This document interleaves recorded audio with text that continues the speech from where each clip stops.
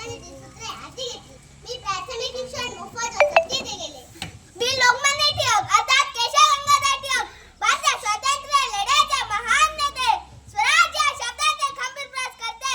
मी क्रांतीज्योती सावित्रीबाई ज्योतिराव फुले भारतातील पहिले स्त्री शिक्षिका, मुख्याध्यापिका व ती ज्योतिराम सुळेत भिडेवाड्यात पहिली मुलींची शाळा सुरू केली. निराधार अनाथ मुलींच्या राहण्यासाठी अनाथ बालिकाश्रम सुरू केला.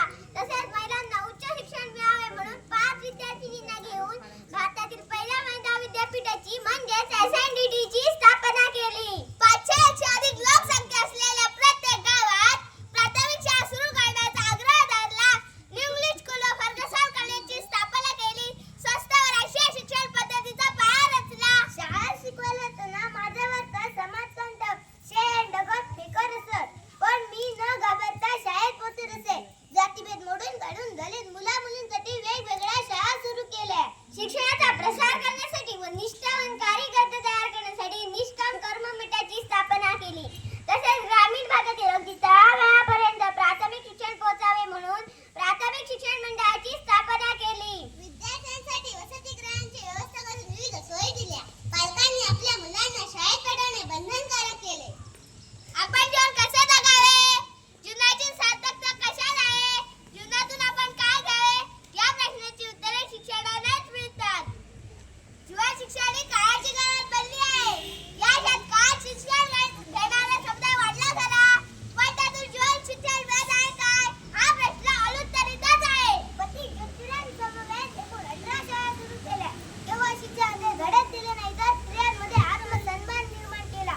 शेतकरी व कामगारांना शिकवण्यासाठी रात्र शाळा सुरू केली. स्वातंत्र्यासाठी झगडताना अनेक क्रांतिकारकांनी शिक्षणासाठी अनेक कायदे पास करून घेतले. पण मित्र, शिक्षणाचा उद्देश केवळ नोकरी मिळवणे हा नाही, तर स्वतःसाठी व भावी पिढ्यांसाठी एक चांगले जग निर्माण करणे हाच आहे, जो प्रत्येक व्यक्तीला मिळायला हवा. 2027 पर्यंत इयत्ता निहाय 100% मुले सर्व क्षमतांमध्ये निपुण झाली पाहिजे.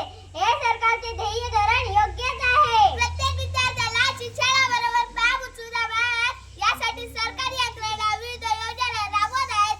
यासाठी सरकारचे कौतुक करणे योग्यच आहे. तरी पण मनात सतत एक खंत निर्माण झाली, ती म्हणजे विद्यार्थ्यांना 100% निपुण करण्याची जबाबदारी ज्या घटकावर आहे तो शिक्षक वर्ग.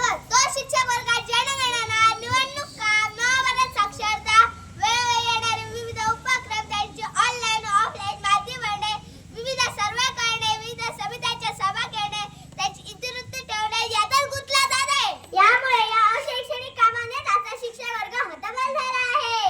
एकीकडे शाळेत शिक्षकांच्या मोबाईल वापरण्यावर वर्तमानपत्रात बातम्या झळकत आहेत, तर दुसरीकडे शाळेच्या वेळेतच विविध शासकीय माहिती ऑनलाईन प्रशिक्षण घेण्यासाठी माहिती तात्काळ देण्यासाठी आदेश काढले जात आहे. विविध कलमांखाली कारवाईची भीती दाखवली जात आहे.